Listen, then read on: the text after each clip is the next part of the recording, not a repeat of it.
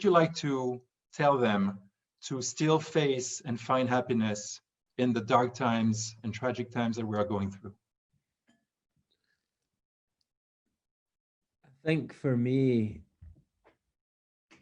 resilience has become something that, I speak about a lot. I've got a motto and a philosophy and a mantra, which is keep moving forward. That's that is a principle by which I live my life. Just keep moving forward, and that really begun for me while cycling around the world. And I was committed to finishing that cycle, but it was incredibly challenging, incredibly difficult. But each day, all I had to do each day was literally just keep moving forward. Just one day at a time. Ride the bike each day, and you'll cycle around the world. And so, for me now, I think that we're living in such strange times, such uncertain times. It's really hard to plan things longer term because of the conditions we're living under right now. I think for me, what I've always tried to do in my life, and I've always been quite good at this, I've always been good at spotting opportunities, and I've always been good at turning negatives into positives. So this year, for a lot of people, when we went through the lockdown, there was a lot of people who turned to more negative things to cope, and that's fair enough. People do what they have to do.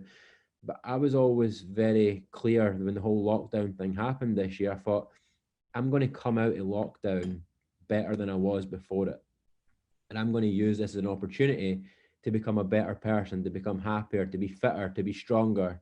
And I'd done that when I was in hospital as well. When I woke up in hospital after the crash, I made a decision. I'm going to recover from my injuries, and I'm going to come back stronger than I was before I was hit.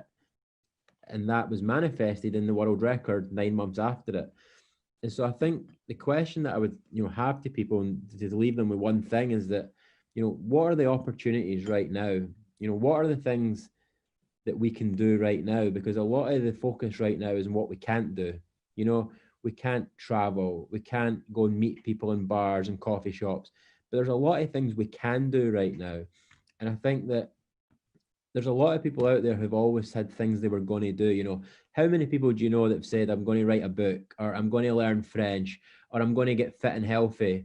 This is the perfect time to do it, because we have never had more time than we have now, because so much of our leisure activities and our social activities have been cut back. So if you ever said you wanted to learn a language, or you ever wanted to learn the guitar, or you ever wanted to write a book, and you're not doing it now, you have to accept you'll probably never do it, because there's never been a better time than now, and you'll never have more time. So rather than thinking about what we can't do, think about what we can do.